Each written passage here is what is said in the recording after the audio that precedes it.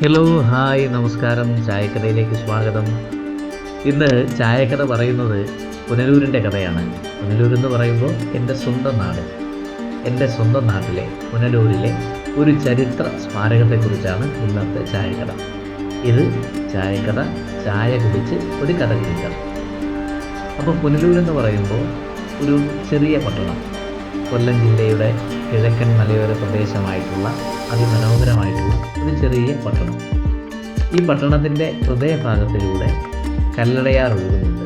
കല്ലടയാർ എന്ന് പറയുമ്പോൾ പുനലൂരിൻ്റെ പരിസര പ്രദേശങ്ങളുടെയും അതുപോലെ തന്നെ കൊല്ലം ജില്ലയുടെ തന്നെ ദാഹത്തിന് ശമനം വരുത്തുന്ന ഒരു ചെറിയ നദി, ഞങ്ങളുടെ സ്വന്തം കല്ലടയാർ.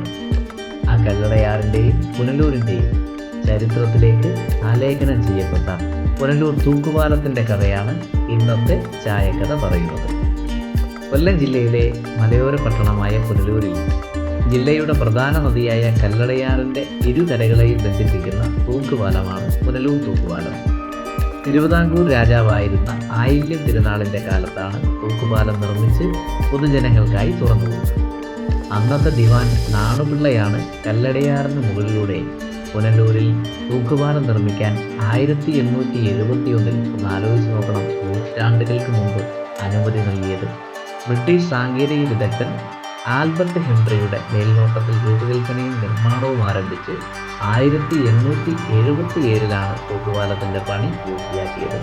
അതിനും 3 വർഷങ്ങൾക്ക് ശേഷം 1880 പാലം പൊതുജന ഗതാഗതത്തിനായി തുറന്നുകൊടുത്തത്. തെക്കേ ഇന്ത്യയിലെ തന്നെ ഇത്തരത്തിലുള്ള ആദ്യത്തെ തൂക്കുപാലമാണ് പുനലൂരിൻ്റെ തൂക്കുപാലം. ബാക്കി അടുത്ത എപ്പിസോഡിൽ. Thank you.